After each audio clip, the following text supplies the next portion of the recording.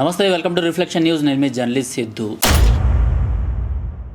Old city tiger Nitin Nandkar మన స్టూడియోలో ఉన్నారు. అయితే ఏదైతే 70% ముస్లింల మధ్య 30% హిందువులు, వాళ్ళ మధ్యలో కూడా ఎలాంటి లవ్ జిహాద్ జరుగుతుంది, ఎలాంటి కేసెస్ని వీళ్ళు హ్యాండిల్ చేస్తున్నారు. ఎందుకంటే పొద్దున్న లేవగానే హిందూ ధర్మం అనేసి హిందూ టెంపుల్స్ గురించి, లేకపోతే ఇంకేదైనా హిందువులకు వచ్చే ప్రతి సమస్యలో ఎక్కడ చూసినా కూడా రాజాబాయ్తో పాటు నితిన్ నంద్కర్ పేరు కూడా ఇక్కడ మనకు కనిపిస్తుంది అనమాట. సో అలాంటి నితిన్ నంద్కర్ ఈరోజు మన స్టూడియోలో ఉన్నారు. సో వాళ్ళు మనం అడిగిన క్వశ్చన్స్కి ఆన్సర్ ఇవ్వబోతున్నారు. నితిన్ భాయ్ నమస్తే. అన్న నమస్తే, జై శ్రీరామ్. Welcome to Reflection. అన్న welcome, thank you so much అన్న. అన్న మీకైతే క్లియర్ కట్గా అర్థమైపోయింది అనుకుంటా. నేను ఈరోజు మిమ్మల్ని పిలిచింది ఈ లవ్ జిహాద్ అనేసి మేము ఒక సిరీస్ స్టార్ట్ చేసినాము. లవ్ జిహాద్ బారిన పడ్డ అమ్మాయిల్ని ఎలా టార్గెట్ చేస్తున్నారు అండ్ వాళ్ళని ఎలా కాపాడుకోవాలి అనేసి అయితే మేము ఒక సిరీస్ స్టార్ట్ చేసినాము. నాట్ ఓన్లీ లవ్ జిహాద్, అంటే మన అమ్మాయిల్ని మనం కాపాడుకోవడం ఎలా అనేసి. First of all love jihad అంటే ఏంది, మీరేమంటారు దీని గురించి? అన్న first of all thank you so much reflection team and Siddhanna మీకు కూడా. ఎందుకంటే మనం చాలా సంవత్సరం నుంచి లవ్ జిహాద్ కేసెస్ మనం ఉన్నాం. కానీ చాలా మీడియా కానీ ఎవరైనా సోషల్ మీడియా కానీ లవ్ జిహాద్ కోసం మాట్లాడాలంటే భయపడుతున్నారు. ఎందుకంటే అరే మనకి ఎందుకు ఒక ధర్మం కోసం మాట్లాడాలి, హిందూ ముస్లిం ఎందుకు అని చాలా రకరకాల సిచ్యువేషన్స్ ప్రతి ఒక్క న్యూస్ ఛానల్, యూట్యూబ్ ఛానల్లో ఉంది. కానీ నేను మీకు చాలా థ్యాంక్స్ ఎందుకు అంటున్నా అంటే, మన హిందూ అమ్మాయి మన ధర్మం ఎట్లా కాపాడాలి, మన హిందూ అమ్మాయికి ఎట్లా కాపాడాలి, గౌరక్ష ఎట్లా చేయాలి, ఎవరైతే గౌరక్ష చేస్తున్నారో ఆయనకి మనం ఎట్లా సపోర్ట్ చేయాలి, హిందూ టెంపుల్స్ మీద దాడి అవుతుంది ఓల్డ్ సిటీలో, ముఖ్యంగా ఓల్డ్ సిటీలో ఎట్లా ఈ దాడి జరుగుతుంది, ఎట్లా ఆపాలి, ఈ సిచ్యువేషన్ ఎట్లా అవుతుంది, ఆ జాగృత ఎట్లా రావాలి అని ఏదైతే రిఫ్లెక్షన్ న్యూస్ ఛానల్ ముందు వచ్చి పనిచేస్తున్నాం. మొత్తం హిందూ సమాజం కోసం మీకు ఫస్ట్ ఆఫ్ ఆల్ చాలా చాలా శుభాకాంక్షలు and thank you so much. First of all love jihad అంటే ఏందన్నా, మనం గతంలో చూడొచ్చు చాలామంది హిందూ అమ్మాయికి ఎట్లా ట్రాప్ చేస్తున్నారు. ఫస్ట్ తప్పు పేరు ఉంటాయి, ఏమని విజయ్, బంటు, చంటు, లడ్డు ఎట్లాంటి పేరు డూప్లికేట్ పేరు, హిందూ పేర్లు పెట్టుకొని హిందూ పేరు పెట్టుకొని ముస్లిం అబ్బాయిలు హిందూ అమ్మాయికి టార్గెట్ చేస్తున్నారు. ఒకవేళ నిజంగా మీరు మీ సమాజంకి పుట్టితే మీరు డైరెక్ట్గా చెప్పాలి, నా పేరు ఫలానా ఉంది, పేరు ఉంది కాబట్టి మేము మీకు మాట్లాడుతున్నాను. కానీ తప్పు మాటలు చెప్పి తప్పు ప్రచారం చేసి ఆయన అవకాశం ఏముంది అంటే, ఆయన దగ్గర ఒక పెట్రోల్కి ఒక 30 రూపాయలు, 20 రూపాయలు, 50 రూపాయలు పెట్రోల్ వేసుకొని మొత్తం దినం ఆయన తిరుగుతూనే ఉంటాడు. ముఖం ఎట్లా ఉంటాయంటే తెల్ల ముఖం ఉంటాయి కానీ లోపల మొత్తం బ్లాక్గా చరిత్రం ఉంటాయి. అట్లాంటి సిచ్యువేషన్లో మన అమ్మాయికి ట్రాప్ చేయాలి అని ఆ ఆలోచన. కానీ ఈ ట్రాపింగ్ ఎట్లా జరుగుతుంది అంటే ఓన్లీ ఫర్ ఓల్డ్ సిటీ కాదు, ఇది ఇంటర్నేషనల్ ట్రాపింగ్. ఇది ఓల్డ్ సిటీతో పాటు కేరళలో ఇదే పరిస్థితి ఉంది, తమిళనాడులో ఇదే పరిస్థితి ఉంది, ఉత్తరప్రదేశ్లో ఇదే పరిస్థితి ఉంది, దేశంలో చాలా స్టేట్లో ఈ పరిస్థితి అయితే ఉంది. కానీ ముఖ్యంగా ఓల్డ్ సిటీ మేము ఇప్పుడు చూస్తున్నామన్నా ఎన్నో కేసులు. మీరు పొద్దుగాల లేస్తే చాలా बहुत सारे फोन आते और बहुत सारे व्हाट्सएप में डालते हैं, अन्ना फलाना डेट पे आज हमारे हिंदू लड़की का आज रजिस्ट्रेशन के माध्यम से वो शादी कर रहा, फलाना ये है, फलाना ये है. हमारा बोलने का मतलब क्या है कि आज इतना अवेयरनेस हम देने के बावजूद भी ओल्ड सिटी में लव जिहाद क्यों हो रहा, ये झूठी बातें, झूठे वादे, झूठी कथा बोलकर हमारी मासूम सी बच्चियों को फंसाने का काम कर रहे हैं. ఉంటారు మొత్తం ఓల్డ్ సిటీలో చూసుకుంటే ఇప్పుడు హిందువుల రేషియో ఎంత ఉంది అక్కడ? అన్న మన రేషియో అంటే 30% రేషియో మనది ఉంది, 70% రేషియో మొత్తం తీసుకుంటే మొత్తం 30% మాత్రమే ఉన్నారు. ఇప్పుడు 30% మాత్రం హిందువులు ఎవరు అంటే వాళ్ళందరూ ఏమైపోయారు అన్న? మాయలు చేస్తున్నారా, మాయా మాటలు మాట్లాడి మాయం చేసుకొని ఎట్లాంటి దాడి, ఏదైతే గుడి మీద దాడి, ఇంటి మీద దాడి, భయం పెట్టాలి. భయం పెడితే ఈయన ఇక్కడ ఉండదు, ఇక్కడ నుంచి బయటికి పంపేయాలి. ఆ ఆలోచన ఓల్డ్ సిటీలో చాలామందికి ఉంది. ఆ ఆలోచన ప్రకారం ఈరోజు చాలామంది హిందువులు ఇక్కడ ఓల్డ్ సిటీ నుంచి బయటపోతున్నారు. కుక్కడపల్లి, అత్తాపూర్, షిర్లింగపల్లి ఆ సైడ్ పోతుంది. మన పరిస్థితి ఎట్లా ఉంది అంటే, ఇప్పుడు దేశం ఆజాద్ అయిపోయిన తర్వాత పాకిస్తాన్లో జనసంఖ్య ఎంత ఉంది, అప్పుడు 27% జనసంఖ్య ఉంది, ఇప్పుడు 2% ఉంది. 2%. ఇదే పరిస్థితి ఇప్పుడు ఓల్డ్ సిటీలో అయింది. మన ఓల్డ్ సిటీ, మన నగరం, ఆ భాగ్యనగరంలో మన హిందూలో ఉంది కాబట్టి ఆ నిజాం వచ్చిన తర్వాత కన్వర్షన్ కూడా అయిపోయింది, లవ్ జిహాద్ కూడా అయిపోయింది, ల్యాండ్ జిహాద్ కూడా అయిపోయింది. ఎందుకంటే మన ప్రాపర్టీలా కట్టి ఈ చార్మినార్ కూడా మన ప్రాపర్టీలా ఉంది. ఇప్పుడు ఏమంటారు అంటే మన ప్రాపర్టీ ఉండే, అరే మీ అయ్యా జాగిరి రాబాయ్, మీ ఎవరిది ప్రాపర్టీ అది, ఇది భాగ్యనగరంలో ఉంది మన ప్రాపర్టీ. ఇప్పుడు నిజాం ఇక్కడ ఉంది అన్న, నిజాం మాట ఇప్పుడు మాట్లాడుతున్నారు ఓల్డ్ సిటీలో, ఇక్కడ ఉన్నారు నిజాం. దేశం నుంచి బయట పోయి ఆయన సెటిల్మెంట్ అయిపోయింది. ఇప్పుడు మీరు ఎట్లా అంటున్నారు ఈ ల్యాండ్ మనది అని? నా ఆలోచన ఏమింది అంటే ఇప్పుడు హిందూ సమాజం అలర్ట్గా ఉండాలి, మన హిందూ అమ్మాయికి కాపాడాలి. ఎట్లా కాపాడాలి? ఒక సిచ్యువేషన్, ఈ కొడుకులు ఎట్లా చేస్తున్నారు అంటే ట్రాప్ చేస్తున్నారు. ఎట్లా?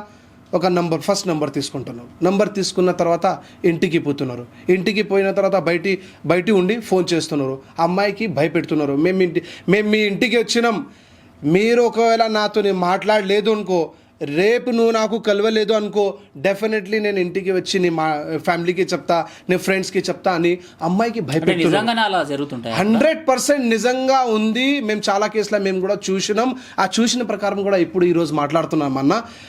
మా బాధ ఏముంది అంటే ఫ్యామిలీ వాళ్ళకి కూడా ఫస్ట్ చెప్తున్నాం, మీరు అమ్మా నాన్న కానీ, అక్క చెల్లెలు కానీ, అన్న తమ్ముళ్ళు కానీ, ఫ్రెండ్స్ కానీ, మీ అమ్మాయికి ఎవరైతే ఎట్లా ట్రాప్ చేస్తున్నప్పుడు మీ అమ్మ మీకు వచ్చి ఎట్లా చెప్పిన తర్వాత మీరు కూడా చాలా ఓవర్గా రియాక్ట్ అవసరం లేదు. అరే మన అమ్మాయి ఎట్లా తిరుగుతుంది అట్లా కాను, సిచ్యువేషన్కి హ్యాండిల్ చేయాలి. మన అమ్మాయి ఎట్లా ట్రాప్ అవుతుంది, మన అమ్మాయికి కావాలని ట్రాప్ చేస్తున్నాం. ఒకవేళ మన అమ్మాయి వచ్చి మనకి చెప్తున్నంటే మన అమ్మాయికి భరోసా ఉంది, మా అమ్మ నాన్న నాకు కాపాడుతున్నారు, నా అక్క చెల్లెలు నా అన్న తమ్ములు కాపాడుతుంది కాబట్టి ఆ కాన్ఫిడెన్స్తోని మీకు వచ్చి చెప్తున్నారు. కానీ మీరు రియాక్ట్ అయ్యి ఎట్లా అవుతుంది కాదు, సిచ్యువేషన్కి హ్యాండిల్ చేయాలి. ఎవరైతే మన అమ్మాయికి ట్రాక్ చేస్తున్నారు కంపల్సరీ పోలీస్ డిపార్ట్మెంట్లో కంప్లైంట్ చేయాలి. చేస్తే అట్లాంటి కొడుకులకి మనం శిక్ష ఇవ్వచ్చు. ओल्ड सिटी की बात की जाए तो वहाँ पे बहुत सारे लोग मतलब नॉर्थ इंडियंस वहाँ पे ज़्यादा तक रहते हैं, तो उनकी रेशियो कैसे है? मतलब कितने आपको लव जिहाद के केसेस आते रहते हैं और उनके उसमें इनकी रेशियो कितनी रहती? ज़्यादा तेलुगु लोग वहाँ के बहकाव में आते हैं या नॉर्थ इंडियंस के लोग? देखिए, सबसे पहली बात तो ये है, ये जो लव जिहाद का काम करने वाले लोग हैं, इनको किसी भी तरह से हिंदू औरत को, हिंदू बच्चियों को ट्रैप करना, ये तेलुगु, मराठी, मारवाड़ी, गुजराती, इन तमाम लोगों को जो भी हिंदू के क्षेत्र में आते, ये लोगों का एक टारगेट है. ब्राह्मण्स है, एससी है, और क्या बोलते ये तरह के लोगों को किस तरह से ट्रैप करना, इनका एक ఈ ప్రశ్న నేను ఎందుకు అడిగినా అంటే కొన్ని సంవత్సరాల కిందట ఒక పాంప్లెట్ అనేది చాలా వైరల్ అయింది సోషల్ మీడియాలో. సో మన మొబైల్స్లో, మన వాట్సాప్లో కూడా వచ్చి ఉంటుంది. అంటే బ్రాహ్మణ్ అమ్మాయిని లవ్ జిహాద్లో కన్వర్ట్ చేస్తే 5 lakhs అని, తర్వాత వైశ్య అమ్మాయి, మార్వాడి అమ్మాయి, సింధీ అమ్మాయి, పంజాబీ అమ్మాయి, ఎస్సీ అమ్మాయిలు అనేసి ఇలా ఒక్కొక్కరికి ఒక్కొక్క రేట్ పెట్టినరు. మీరు కూడా చూసే ఉంటారు. అది ఆల్రెడీ చూసి ఉంటాడు కదా అన్న. ఉత్తరప్రదేశ్లో ముఖ్యమంత్రి యోగి ఆదిత్యనాథ్ గారు చెప్పినారు, ఈ సిచ్యువేషన్స్ మనం చూసే అవసరం లేదు, ఇది ఇంటర్నేషనల్ నడుస్తుంది, ఇంటర్నేషనల్లో ఉంది ఒక హబ్, ఆ హబ్ తర్వాత కూడా వస్తుంది. आप अगर लेंगे तो इनका मकसद क्या है, किसी भी तरह से एक औरत को एक बोली लगाना, एक औरत को एक तरीके से फंसाना, एक औरत को एक तरीके से उसको ट्रैप करना, ट्रैप करके किसी भी तरह से, चाहे वो कोई भी औरत हो, मारवाड़ी, तेलुगु, मराठी, गुजराती, इवन हिंदू के एक औरत को, एक बच्ची को ट्रैप कर लव जिहाद का शिकार कर उनकी जिंदगियों को बर्बाद करने का काम, और उनका मकसद जो है वो पूरी तरह से सफल होने का काम वो लोग कर रहे हैं. మీరు ఎన్ని కేసెస్ హ్యాండిల్ చేసి ఉంటారు? మేము చాలా కేసెస్ చూసినామన్నా, చాలా కేసెస్ కూడా చూసినాం. 50 నుంచి ఎక్కువ కేసెస్ నేను చూసిన. అచ్చా, 50 లైవ్గా చూసిన, లైవ్గా మాట్లాడినా, లేకిన్ ఎవ్వరు కూడా రెస్పాన్స్ ఇవ్వట్లేదు. ఎందుకు అంటే ఎన్ని కాపాడి ఉంటారు అందులోంచి? చాలా మంది 20-30 మందికి మనం ఇప్పుడు దాకా కాపాడినా, డెఫినెట్లీగా కాపాడినా, ఇప్పుడు కూడా కాపాడుతున్నా, ముందు కూడా జీవితంలో ఎప్పుడైనా మా దగ్గర ఎట్లాంటి కేసు వచ్చిన తర్వాత డెఫినెట్లీగా మేము కాపాడుతూనే ఉంటాను. సో ఇందాక ఇంట్రోలో మీకు చెప్పినా కదా టైగర్ అనేసి. సో రాజాబాయి ఎలా అయితే అక్కడ ఉద్భవించారో, ఒక రియల్ హీరోని మనం చూస్తున్నామో అలాంటి రియల్ హీరోనే ఈ నితిన్ నంద్కర్ కూడా అన్నమాట. సో నిజంగా అంత ఆషామాషి కాదనమాట. ఆయన ఫోన్ ఎప్పుడు చూసుకున్నా కూడా ఆయనకు ఎన్నో థ్రెటనింగ్ కాల్స్ వస్తుంటాయి. సో ఈ థ్రెటనింగ్ కాల్స్ అన్నీ వచ్చేసి ఇక్కడ లోకల్లో ఉన్న కొంతమంది ముస్లిమ్స్ కాల్ చేస్తే, బయట దేశం నుంచి పాకిస్తాన్ నుంచి కూడా మీకు కాల్స్ వస్తాయి అనుకుంటా. పాకిస్తాన్ అండ్ దుబాయ్ అక్కడ నుంచి వాళ్ళందరూ ఏం చెప్తుంటారు మీకు అన్న? చాలా మంది కాల్ చేస్తున్నారు. ఇప్పుడు కూడా ప్రెసెంట్ వారం రోజు కింద కూడా ఫోన్ చేసి నీకు నీ ఫ్యామిలీకి గోలీ से उड़ाता हूँ, डायरेक्ट इधे माटला 15 रोज लेने तेरे को गोली से उड़ाता हूँ, तू किधर भी दिखा तेरे को गोली से उड़ा देते, मार देते, गंदे गंदे गालियाँ देना, डराना धमकाना. बहुत सारे लोग तो एक अल्टीमेटम दिए कि तेरे को 15 दिन में से पाकिस्तान में से तेरे को किस तरह से उठाना है, हम लोग उठा लेते. ऐसे अल्टीमेशन अपने को आए और अपने पास प्रेजेंट भी है. मैं आपको शो के बाद आपको होना बोले तो दे, तो आप उसके अंदर भी आप टेलीकास्ट कर सकते हैं. ఇస్లాంకి అగేన్స్ట్గా మీరు ఎప్పుడు మాట్లాడలేదు. మరి అలాంటిది ఒక వాయిస్ రేస్ చేస్తే హిందువులు ఇలా ఉండాలి, హిందువులు మనం సేవ్ చేసుకోవాలి అనేసి మాట్లాడినందుకు మీ పైన అటాక్స్ ఎందుకు అసలు? అదే అర్థమైతలేదు అన్న. ఎందుకంటే మన ధర్మం, ఎందుకంటే నాకు తెలిసి నితిన్ నంద్కర్ మీ బయోగ్రఫీ మొత్తం నేను చెక్ చేసిన ఎక్కడ కూడా ఫలానా మతం గురించి, మీకు కూడా చాలా మంది ముస్లిం ఫ్రెండ్స్ ఉండి ఉంటారు, బట్ ఏ ముస్లింని కూడా మీరు ఉద్దేశించి లేకపోతే వాళ్ళకు సంబంధించిన మొహమ్మద్ ప్రవక్త గారి గురించి లేకపోతే ఇంకెవరి గురించి అయినా కూడా మీరు తప్పుగా ఎప్పుడు మాట్లాడలేదు అన్న. నాకు అవసరం కూడా లేదు. ఎందుకంటే సనాతన్ అంటే ప్రతి ఒక్క ధర్మంకి మనం రెస్పెక్ట్ ఇవ్వాలి. ఆ రెస్పెక్ట్ మేము ఇస్తున్నాం. కానీ అక్బరుద్దీన్ ఓవైసీ, అసదుద్దీన్ ఓవైసీ ఎంఐఎం పార్టీ కోసం మాట్లాడితే ఆ పార్టీ వాళ్ళు కానీ కొంతమంది ఫాలోవర్స్ కానీ ఆయనకి నచ్చదు. ఎందుకంటే ఆయన పోల్ మనం ఓపెన్ చేస్తున్నారు. ఫస్ట్ రాజాసింగ్ గారు ఏదైతే ప్రతి ఒక్క విషయం మీద అరే అసదుద్దీన్ ఓవైసీ, అక్బరుద్దీన్ ఓవైసీ ప్రతి ఒక్క విషయం బయటికి తీసుకువచ్చినారు. ఆ భయం ఈరోజు మన పైన ఉంది. అరే నితిన్ నందకర్ అంటే ఏంది భయ్, మొత్తం టార్గెట్ చేస్తున్నారు అక్బరుద్దీన్ ఓవైసీ, అసదుద్దీన్ ఓవైసీ, ఎంఐఎం పార్టీ. అరే మీరు చేస్తున్న దొంగ పనిరా భయ్, దొంగ పని చేస్తున్నారు. మీ దగ్గర 1994లా మీ దగ్గర ఆస్తి ఎంత ఉంది, మీ దగ్గర పైసలు ఎంత ఉంది? అదే అక్బరుద్దీన్ ఓవైసీ రాజ్దూత్లా తిరుగుతున్నప్పుడు పెట్రోల్లో పైసలు కూడా లేదు. ఎంత పైసలు ఎందుకు వచ్చినా భయ్? ఇక్కడి నుంచి పైసలు వచ్చింది.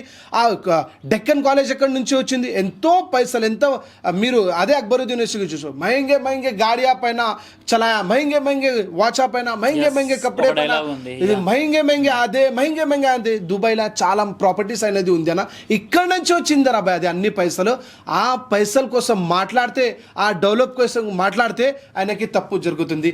మాకు ఏముంది అంటే, మీరు ఏదైతే మా ముస్లిం కోసం మాట్లాడుతున్నా అంటే, ఇప్పుడు కూడా మీరు చార్మినార్లో పోతే, ఇప్పుడు కూడా ఉస్మానియా హాస్పిటల్ దగ్గర పోతే, ఇప్పుడు కూడా నీలోఫర్ హాస్పిటల్ దగ్గర పోతే, ఓల్డ్ సిటీలో మీరు ఎక్కడైనా పోండి అన్న, పంక్చర్ వాళ్ళు ఎట్లయినా పంక్చర్ దుకాణంలో ఉంది. ఆయన తాత పోయింది, నాన్న పోయింది, ఇప్పుడు పిల్లలు కూడా పంక్చర్ షాప్లో ఆయన పని చేస్తున్నాడు. బండి పెట్టుకొని బండిలా ఏదైతే చిన్న చిన్న ఫ్రూట్స్ అమ్ముతున్నారు. ఈ ఓల్డ్ సిటీలో చాలామంది ఎట్లనే ఉంది. కానీ మీరు ఎట్లా పైన వచ్చినారో భయ్? ఎట్లా? నీ దగ్గర ఎంత ఆస్తి ఎట్లా వచ్చింది? మీ శాలరీ ఎంత ఉంటాయి? 1 లక్ష రూపాయలు ఉంటాయి. మీ శాలరీ 2 లక్షలు ఉంటాయి. మీ దగ్గర కోట్ల ఆస్తి ఎట్లా వచ్చింది? ఆ విషయం మేము అడిగితే ఆయనకి తప్పు ఉంటాయి.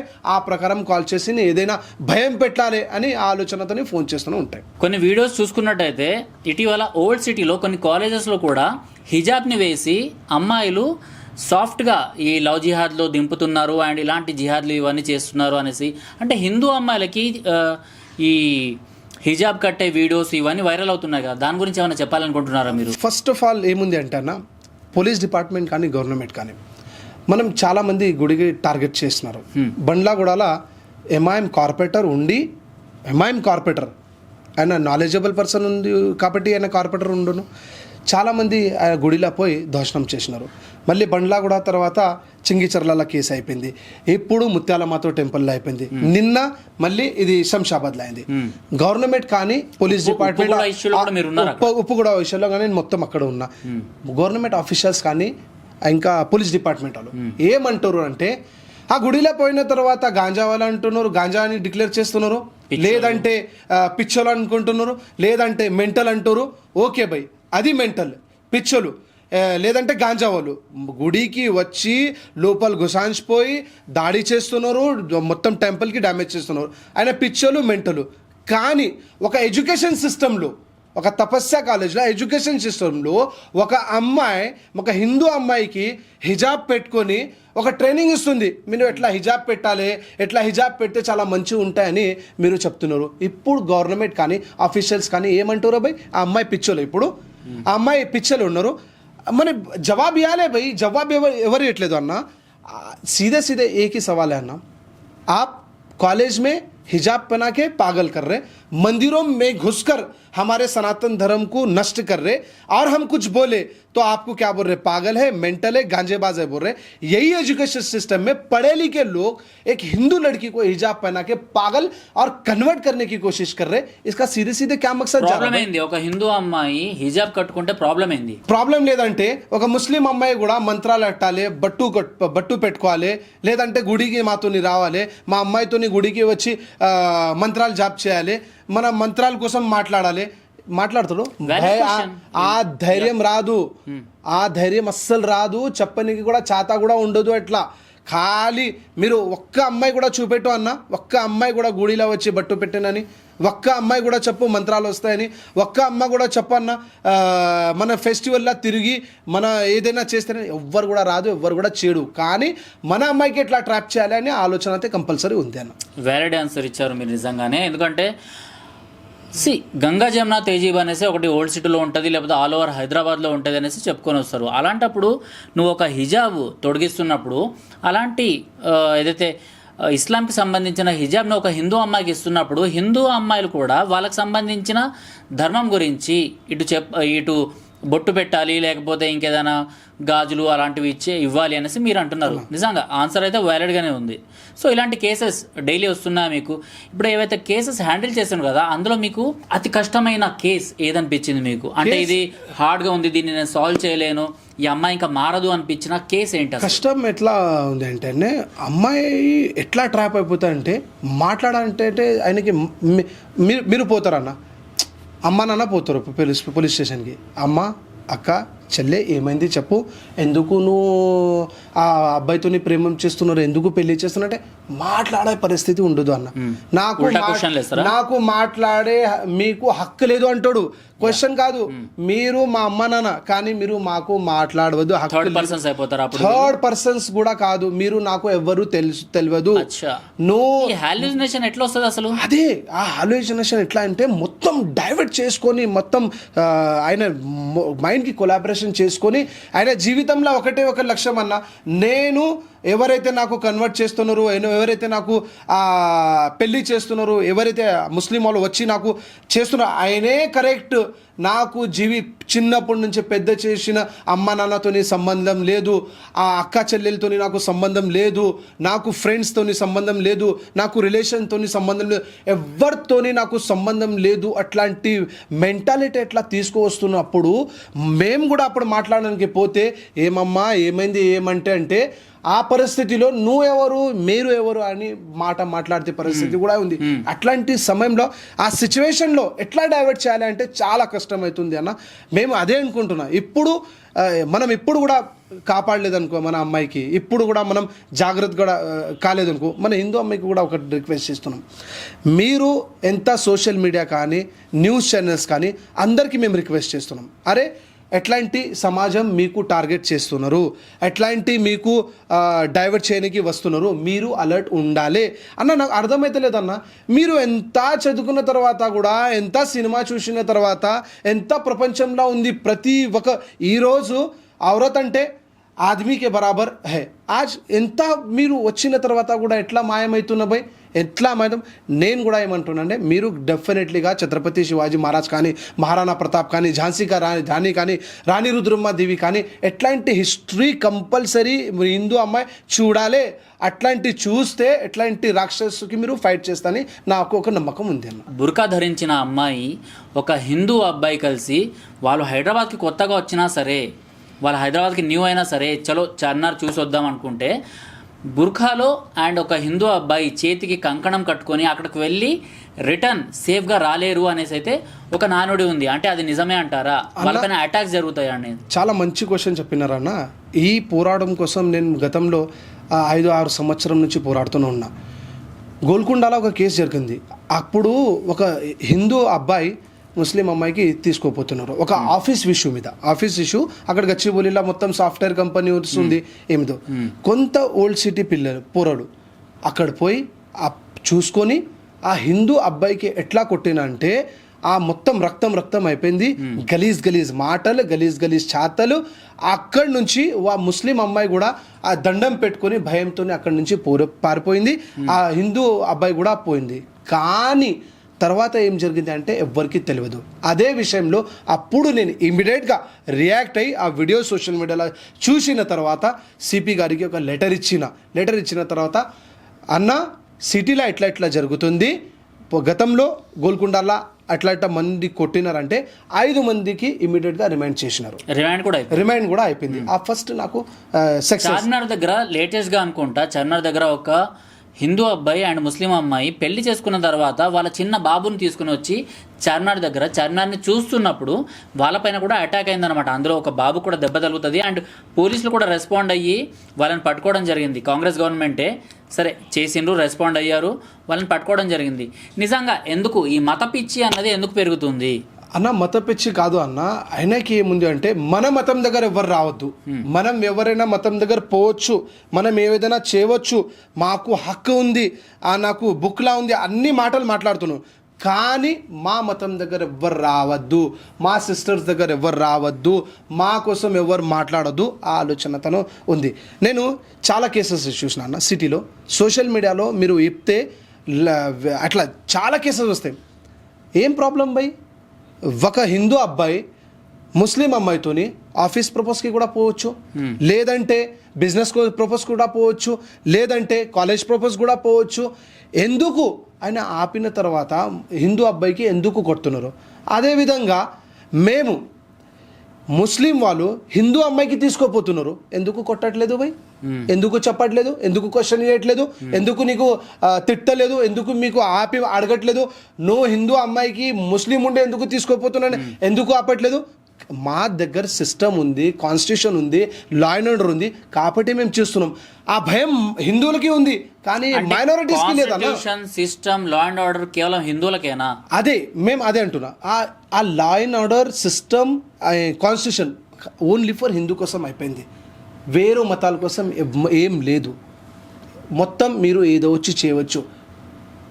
అదే పరిస్థితి ఇప్పుడు జరిగింది. ముత్యాలు మంది మాతా టెంపుల్ దగ్గర మన హిందూ వాళ్ళు ప్రొటెస్ట్ చేయడానికి పోతే, సైలెంట్గా ప్రొటెస్ట్ చేయడానికి పోతే పోలీస్ వాళ్ళు లాఠీ చార్జ్ చేసినారు. ఆ లాఠీ చార్జ్ ఎట్లా అయింది ఏమంటే అక్కడ అది ధర్మం కోసం ఒక గుడి ఉంది, ఆ వచ్చిన గుడికి టార్గెట్ చేయడానికి వచ్చినారు. ఎందుకు భయ్? వేలాది మంది మీ దగ్గర ఆ గుడి దగ్గర పీస్ఫుల్ ప్రొటెక్ట్ చేయడానికి వచ్చినప్పుడు మీకు ఇంటెలిజెన్స్ రిపోర్ట్ లేదా? మీకు ఎస్బీ రిపోర్ట్ లేదా? మీరు ఎందుకు మరి 50 పోలీసు వాళ్ళు అక్కడ ఉన్నారు? ఫోర్స్ తీసుకురావాలి. అరే ఎంత 5,000 మంది 10,000 మంది ఇక్కడ హిందువులు గుడి దగ్గర వస్తున్నట్టే ఫోర్స్ తీసుకురావాలి. అప్పుడు ఏదో ఒకటి ఇష్యూ జరిగిన తర్వాత మీరు కొట్టినారు, మళ్ళీ రిమైండ్ కూడా చేసినారు, ఎఫ్ఐఆర్ కూడా చేసినారు, 30-50 మందికి మీరు ఎఫ్ఐఆర్ కేసు కూడా బుక్ చేసినారు. ఓకే, డిపార్ట్మెంట్ వాళ్ళు చాలా మంచి పని చేసినారు. మళ్ళీ చంద్రన్ గుట్టాల అదే రాత్రి ఒక ఇన్స్టాగ్రామ్లో ఒక హిందూ పోరుడు పోస్ట్ పెట్టినారు. ఆ పోస్ట్ పెట్టిన తర్వాత 200 మంది ఆయన ఇంటి బయట వచ్చి సర్ తన్సే జుదా అని నారా ఇచ్చినారు. 200 మంది ఆ హిందూ ఇంటికి వచ్చి ఎవరైతే మా ధర్మం దగ్గర వస్తే, ఎవరి దగ్గర మా దగ్గర వస్తే సర్ తన్సే జుదా అని చెప్పినారు. సర్ తన్సే జుదా అంటే మీరు నరికేయాలి, ఈ మొండెం నుంచి సర్ నికాల్ దేనా బస్. సర్ తన్సే జుదా బోల్నే కే బాద్ ఎందుకు ఆ 200 మంది లేదు భయ్, 100 మంది అనుకోండి, 200 మంది అయితే కనిపిస్తుంది, 50 మంది అండి, ఎందుకు ఒక్క మీద కూడా కేసు బుక్ చేయలేదు పోలీస్ డిపార్ట్మెంట్? ఒక్క కేసు కూడా బుక్ చేయలేదు. సర్ తన్సే జుదా అని చెప్పినారు, అది పెద్ద మాట మాట్లాడినారు, మీరు ఆయన పైన కేసు బుక్ చేయలేదు. కానీ అదే ముత్యాలు మందిర దగ్గర హిందువులు పీస్ఫుల్ ప్రొటెస్ట్ చేయడానికి వచ్చిన తర్వాత మీరు ఆయన దగ్గర కేసులు బుక్ చేసినారా? ఎందుకు అన్న ఇది డివైడ్ అండ్ రూల్ పాలసీ? ఎందుకు ఈ గవర్నమెంట్ ఏం చేస్తుంది? పోలీస్ డిపార్ట్మెంట్ కానీ గవర్నమెంట్ కానీ ఏం చేస్తుంది? హిందువుల మీద ఒక కానూన్ ఉంది, ఆ ముస్లిం మీద ఒక కానూన్ ఉంది, క్రిస్టియన్ మీద ఒక కానూన్ ఉంది. మేము ఇప్పుడు మెజారిటీలో ఉండి మైనారిటీ అయిపోయినారా ఇప్పుడైతే? కామన్ సివిల్ కోడ్ వస్తే అంతా ఓకే అవుతుంది అంటారు? కంపల్సరీ రావాలి అన్న. వచ్చిన తర్వాత ఈ మొత్తం డెఫినెట్లీగా పీస్ఫుల్ అవుతాయని నా ఆలోచన ఉంది అన్న. చాలా ఘోరం ఉంది అన్న. మేము అంటున్నా ఓల్డ్ సిటీలా సర్ తన్ సే జుదా కే నారే ఇది కొత్త కాదు, ఇది పాతదే. రాజా సింగ్ గారు స్టేట్మెంట్ ఇచ్చిన తర్వాత ఇదే ఒక కాలర్ ఇమ్రాన్ అని ఉన్నాడు, రాజా సింగ్ నీ సర్ తన్ సే జుదా, నితిన్ నందకర్ నీ సర్ తన్ సే జుదా అని ఆఫీషియల్గా ఒక వీడియో ఇచ్చినాడు ఆయన. ఆ వీడియో కూడా సోషల్ మీడియాలో వైరల్ అయిపోయింది. ఏమైంది అన్న, మేము మా ధర్మం కోసం మేము మాట్లాడితే మేము పీస్ఫుల్గా పోవాలి, ప్రొటెక్షన్తో పోవాలి, పర్మిషన్ తీసుకోవాలి, లా అండ్ ఆర్డర్ డిపార్ట్మెంట్కి డిస్టర్బ్ చేయవద్దు, అన్నీ చేసుకోవాలి. కానీ ఎట్లాంటి మంది ఏదైనా చెప్పవచ్చు, సర్ తన్ సే జుదా घर घुस के मारेंगे, तोड़ेंगे, कुछ भी करेंगे, लेकिन उनके लिए कोई कानून नहीं है, वह हमारे लिए कानून है, उनके लिए बस सब कुछ नॉर्मल है. ऐसा हो गया. రైట్.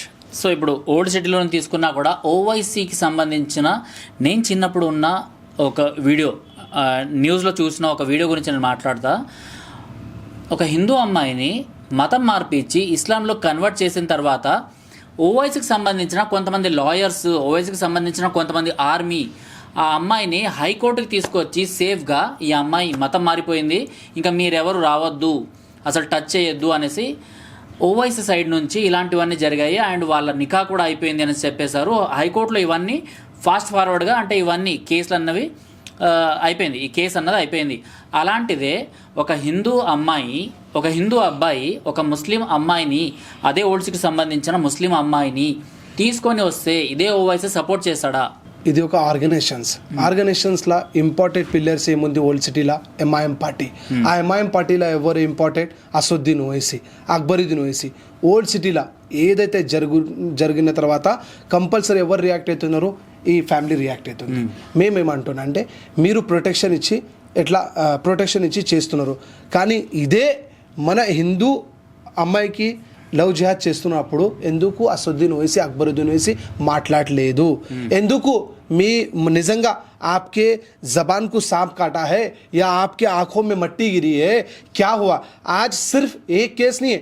जब आप प्रोटेक्शन देकर एक औरत को बचा सकते, आप अपने कन्वर्ट कर सकते, लेकिन आज हमारे हज़ारों बच्चियाँ कन्वर्ट हो रहे, इसके बारे में क्यों बात नहीं कर रहे भाई? देश में कुछ भी किस्सा होता, देश में कुछ भी कंट्रोवर्सी होती, तो इमीडिएट आप किसको पूछते? प्रधानमंत्री नरेंद्र मोदी जी ऐसा करे, प्रधानमंत्री नरेंद्र मोदी जी ऐसा करे. आज हम ओल्ड सिटी में, मैं ही हूँ नितिन नंदकर, अगर अकबरुद्दीन ओवैसी के बारे में, असदुद्दीन ओवैसी एमआईएम पार्टी के बारे में बोले तो अरे क्यों उनको टारगेट कर रहे? एक देश के प्रधानमंत्री को आप टारगेट कर सकते, आपका हक है कि देश के प्रधानमंत्री को सवाल पूछ सकते. आप मेरे क्षेत्र के एमपी है, यहाँ पर कुछ भी हुआ तो हमारी भी जिम्मेदारी आपको पूछने की है. आप हमारे उन तमाम सवालों के जवाब देना, इसलिए हम पूछ रहे. అదే ఏం జరుగుతుందంటే, మీరు మాట్లాడవద్దు, మీరు చెప్పొద్దు, ఓల్డ్ సిటీ కోసం మొత్తం ఓల్డ్ సిటీలా ఉండాలి, బయటి రావద్దు. ఇప్పుడు టెర్రరిజం కూడా ఉంది, ఇక్కడ లవ్ జిహాద్ కూడా ఉంది, ల్యాండ్ మాఫియా ఉంది, ఇక్కడ మొత్తం గాంజా, డ్రగ్స్ అన్ని, మొత్తం రోహింగ్యాస్ అందరూ ఉన్నారు ఓల్డ్ సిటీలా. కానీ బయట రావద్దు, మాట్లాడవద్దు. కేసు కూడా ఉంటాయి, లేదంటే వేరే చర్యలు కూడా ఉంటాయి, భయం కూడా ఉంటాయి, కొట్లాడు ఉంటాయి, దాడి ఉంటాయి, అన్నీ కూడా ఉంటాయి. ఎందుకు అన్న, దేశంలో ఎక్కడన్నా టెర్రరిజం అటాక్ అయిన తర్వాత ఓల్డ్ సిటీలో దొరుకుతుందన్న? ఎందుకు సైదాబాద్లో చాలామంది టెర్రరిస్ట్కి దొరుకుతున్నారు? ఇదే ఓఐసీ కాలేజ్లో ఒక ప్రొఫెసర్ టెర్రరిజం కోసం మాట్లాడుతున్నానని దొరికింది. ఈ అన్ని లింక్స్ ఓల్డ్ సిటీలో ఉంది. ఆ ఓల్డ్ సిటీలో ఉండే లింక్స్ కూడా అసదుద్దీన్ ఓవైసీ, అక్బరుద్దీన్ ఓవైసీ ఎంఐఎం పార్టీకి ఉంది. ఎందుకు ఎంఐఎం పార్టీ ఖామోష్గా కూర్చుంది? ఎందుకు ఇప్పుడు కూడా కాంగ్రెస్ గవర్నమెంట్ అన్న హైడ్రా ఇష్యూ మీద చాలా మంది గరీబ్ వాళ్ళకి మొత్తం ఇల్లు నాశనం చేస్తున్నారు. మీరు ఓకే, మూసీ నది మంచిది, మూసీ నది కోసం కాపాడాలంటే చాలా ఓకే, నేను కూడా పర్యావరణానికి సపోర్ట్ చేస్తాను. మరి ఆ మూసీ నదిలో సిర్ఫ్ గరీబ్ వాళ్ళు ఎవరైతే వేలాది ఇల్లు ఉంది, అయినది ఇల్లు ఉంది అన్న. ఆ ఫాతిమా కాలేజ్ ఓవైసీది కాలేజ్ లేదు, చాలా కాలేజ్లు అక్బరుద్దీన్ ఓవైసీ, అసదుద్దీన్ ఓవైసీది ప్రాపర్టీస్ ఆ మూసీ నది ఇంకా నాలా దగ్గర ఉంది. ఎందుకు తిట్టట్లేదు అన్న? లక్షల మంది ఇల్లు, వేలాది మంది ఇల్లుకి మీరు కొలాప్స్ చేస్తున్నారు, కానీ లక్షల మంది ఫ్యామిలీస్ కూడా నాశనం అవుతుంది. ఈ ఎంఐఎం పార్టీకి ఎందుకు రేవంత్ రెడ్డి యాక్షన్ తీసుకోవట్లేదు? ఇదే ఏదైనా ఉండండి, ఏ గవర్నమెంట్ వచ్చిన తర్వాత ఎంఐఎం పార్టీ డెఫినెట్లీగా నా కాలు మీద పోయి దండం పెట్టుకొని మేము మీకు సపోర్ట్ చేస్తా, మేము మీతోనే ఉంటా, మా దగ్గర ఎవరు రావద్దు, మేము ఏదైనా చేస్తే మా దగ్గర మాట్లాడొద్దు, మేము ఏదైనా చేసిన తర్వాత కూడా మాకు పైన యాక్షన్ ఉండదు అని ఆ ఆలోచన ప్రకారం ఏ గవర్నమెంట్ వచ్చిన తర్వాత ఆయన చేతి మీద ఉంటాడు. అంటే నిజమేనంటారా? ఎందుకంటే ఓవైసీ ఇంతకుముందు మాట్లాడినప్పుడు जो भी हमारे पास आते दारुसलाम में झुक के आना पड़ता और हमारे पैरों के पास घुटने ठेकना पड़ता అనేసి ఒక మాట అన్నాడు ఆయన. ఈ మాటలు ఎట్లా ఉంది అంటే మొత్తము ఇదే అసదుద్దీన్ ఓవైసీ వైఎస్ఆర్ గవర్నమెంట్ ఉన్నప్పుడు పోయి అన్న దండ పెడతా మీతోని మేము పని చేస్తా అని ఆయనతోని కొలాబరేషన్ అయిపోయిన తర్వాత ఆయనతో చాలా మంచిగా అయిపోయిన తర్వాత ఏదైనా ఏమేమి కావాలి, ఏమేమి తీసుకోవాలి, ఏమేమి చేయాలి, ఫ్రాడ్లు అన్నీ ఏదైనా ప్రాఫిట్ చేయాలని చేసుకున్నారు. ఆ చంద్రబాబు నాయుడు పోయిన తర్వాత ఎవరి దగ్గర వచ్చిన తర్వాత కేసీఆర్ దగ్గర నుంచి అన్నీ వచ్చింది. కేసీఆర్ దగ్గర నుంచి అన్నీ తీసుకున్న తర్వాత ఇప్పుడు మళ్ళీ కేసీఆర్ పోయిన తర్వాత ఇది రేవంత్ రెడ్డి దగ్గర आप दारुसलाम के चौखट पर दूसरों को नहीं झुका रहे, आप खुद दूसरों के चौखट पर जाकर गिर रहे, इसलिए गिर रहे कि तुम्हारे प्रॉपर्टीज, तुम्हारे कारनामे, तुम्हारी झूठे वादे लोगों को डराए, लोगों को धमकाए, ओल्ड सिटी को बर्बाद करे, ओल्ड सिटी को पूरी तरह से न्यू सिटी ना होने की जो आपकी मुहिम, मेट्रो नहीं आना, डेवलपमेंट नहीं होना, लोग वहाँ के वहाँ रोडों पे ही रहना, वहाँ पे पंचर की दुकान में काम करने वाला पंचर की दुकान में काम करना, भंडी की दुकान में काम करने वाला भंडी की दुकान में. यकीनन अगर ओल्ड सिटी डेवलप हो गई तो तुम पूरे तरह से खत्म हो जाते, इसलिए तुम दूसरों की चौखट पे जाकर तुम्हारा काम करने वाली ये लोग आज क्या बोल रहे बोले तो हम हमारी चौखट पे लाते. మొత్తం దొంగలు, తప్పు మాటలు అన్ని ఏదంటే స్కామర్స్ అన్న. మరి అదే ఓవైసీని అండ్ ఎంఐఎం ని బీజేపీకి బి టీం అనేసి అంటారు. మళ్ళా అన్న ఒక మాట చెప్తా, ఒకవేళ బి టీం ఉంటే మేము ఎందుకు అన్న మాట్లాడుతున్నారు, మేము ఎందుకు చెప్తున్నారు ఈడీ వాళ్ళు రావాలి అన్నీ ఇక్కడ ఏదైనా ఓల్డ్ సిటీలో జరిగిన తర్వాత బీజేపీ వాళ్ళు ఎందుకు చెప్తున్నారన్న? ఇప్పుడు బండి సంజయ్ గారు కానీ, రాజా సింగ్ గారు కానీ, కిషన్ రెడ్డి కానీ, లక్ష్మణ్జీ కానీ అందరూ ఎందుకు చెప్తున్నారు? మేము చెప్తున్నారు గవర్నమెంట్ వచ్చిన తర్వాత ఈ ఫాతిమా కాలేజ్కి కొలాప్స్ చేయని చెప్తున్నారు అన్న. బీ టీం ఉంటే ఎందుకు చెప్తున్నారు? మేము ఒకవేళ ఇదే బీ టీం ఉంటే ఎందుకు మేము ఇక్కడ పోరాడి ఆయన మా జాంబాగ్లో కూడా ఇప్పుడు ఎంఐఎంతో బీజేపీ వచ్చింది అన్న. ఒకవేళ బీ టీం ఉంటే అక్కడ ఇప్పుడు కూడా ఎంఐఎం ఉంటే అట్లాంటి విషయం తప్పు, అది మాటలు కూడా ఏం కరెక్ట్ లేదు. ఈ లవ్ జిహాద్ కేసెస్ తగ్గాలి అంటే తల్లిదండ్రులకి మీరేం చెప్పాలనుకుంటున్నారు? అంటే ఎలాంటి స్టెప్స్ వేస్తే ఈ లవ్ జిహాద్ కేసెస్ అన్నవి మనం అరికట్టవచ్చు అన్న? ఫస్ట్ మన అమ్మాయికి ఫ్రీడమ్ మీరు ఇచ్చినారు, కానీ ఫ్రీడమ్ ఇచ్చిన తర్వాత మీరు డెఫినెట్లీగా మాట్లాడాలి. ఒకవేళ ఆ జాగ్రత్త ఉండాలి. ఎందుకు అంటే కంపల్సరీ మీ అమ్మాయి మీకు వచ్చిన తర్వాత మా ఆఫీస్లో కానీ, మన కొలీగ్ కానీ, మా బిజినెస్ ఫీల్డ్లో కానీ ఎవరైనా వచ్చిన తర్వాత మాకు ఎట్లాంటి వేరు మతాల వాళ్ళు, ముస్లిం వాళ్ళు మాకు టార్గెట్ చేస్తున్నారు, మాకు భయపెడుతున్నారు, మాకు ఇంటి దగ్గర వచ్చి ఏం చీటింగ్ చేస్తున్నారు అంటే మీరు కంపల్సరీ అమ్మా నాన్న కానీ, అక్క చెల్లెలు కానీ, అన్న తమ్ములు కానీ, ఫ్రెండ్స్ కానీ డెఫినెట్లీ మా అమ్మాయితోని ఉండాలి. ఆయనకి మనం సపోర్ట్ చేయాలి. సపోర్ట్ చేసుకొని ఎట్లాంటి ఇష్యూస్ జరిగితే కంపల్సరీ మీరు దాచుకోవద్దు. ఆ అవేర్నెస్ బయటికి కూడా తీసుకువచ్చి వేరే అమ్మాయికి ఎట్లా మనం కాపాడవచ్చు, మనం వేరే అమ్మాయికి కూడా ఎట్లాంటి ఇష్యూ జరిగితే ఫ్యామిలీ ఆ ఫ్యామిలీలో కూడా జరిగింది భయ్, ఇప్పుడు కూడా జరిగింది, ఆ విషయం మనం బయటికి వచ్చిన తర్వాత ఆ అవేర్నెస్ కూడా వస్తాయని మా ఆలోచన అయితే ఉంది. కానీ ఎట్లాంటి ఇష్యూ ఇప్పుడు కూడా జరుగుతుంది, మేము పోరాటం చేస్తూనే ఉంటాం. మీ టీంతోని రిఫ్లెక్షన్ న్యూస్ ఛానల్తోని మనం ఒక రిక్వెస్ట్ ఉంది, మీరు ఈ చేసిన పని డెఫినెట్లీ సనాతన ధర్మం కానీ మన హిందూ అమ్మాయికి కాపాడడానికి చాలా చాలా అంటే చాలా ప్రాఫిట్ఫుల్గా ఉంటాయని అంటున్నాను. ఒకవేళ థర్డ్ పర్సన్స్ ఎవరైనా అక్కడికి వెళ్ళి అమ్మాయితో మాట్లాడడానికి ట్రై చేస్తే వాళ్ళపైన, లేకపోతే మీరు ఇప్పుడు వెళ్ళిన అంటున్నారు కదా, మీ పైన కేసులు నమోదు చేస్తాము అనేసి అన్నప్పుడు మీ ఫీలింగ్ ఎలా ఉంటుంది? అంటే అమ్మాయి సైడ్ వాళ్ళు అంటే ఆమె అప్పటికే కొంచెం కన్వర్ట్ అయ్యే మైండ్లో ఇలా ఉంటుంది కదా, సో మీ పైన కూడా కేసులు నమోదు చేస్తాము అనేసి మీకు ఎప్పుడైనా బెదిరించిండ్రా? అన్న ఒక విషయం ఏముంది అంటే భయపడాలి అవసరం లేదు. మనకి లా అండ్ ఆర్డర్ మన దగ్గర మనకి కూడా తెలుసు, డిపార్ట్మెంట్ మనకి కూడా తెలుసు, గవర్నమెంట్ మనకి కూడా తెలుసు, చట్ట ప్రకారం మనకి కూడా తెలుసు, మా దగ్గర కూడా లాయర్స్ ఉంది, మా దగ్గర కూడా సిస్టమ్ ఉంది. మీరు తప్పు చేయట్లేదు, మీరు చేస్తున్న పని ఒక హిందూ అమ్మాయికి కాపాడడానికి పోతున్నారు. మీరు పోరాడడానికి చాకు నుంచి కోసుకాలే, లేదంటే గన్ నుంచి ఆలే, బమ్ వేయడానికి ఏట్లేదు. లీగల్గా మన అమ్మాయి ఎట్లా ట్రాప్ అయిపోయింది, మన అమ్మాయికి మనం మళ్ళీగా ఎట్లా తీసుకురావాలి అంటే ఆ ఆలోచనతో మాట్లాడపోతే మీకు ఒకవేళ పోలీస్ డిపార్ట్మెంట్ కానీ ఎవరైనా భయపెడితే డెఫినెట్లీ మీరు కూడా బయటికి వచ్చి పోరాడాలి. ఎవ్వరు రాదు. మీరు అనుకుంటున్నారు లేదు భయ్ నేను నితిన్ నందకర్ ఒక అమ్మాయికి కాపాడడానికి పోతే ఓన్లీ ఫర్ భయపెడుతున్నారు, లేదంటే అందరు రావాలి, అందరు వస్తే నాకు బలం వస్తే అంటే రాదు. ఇండిపెండెంట్గా బాధ్యత తీసుకొని ముందు వస్తే మంచిగా ఉంటాయని నా ఆలోచన ఉంది అన్న.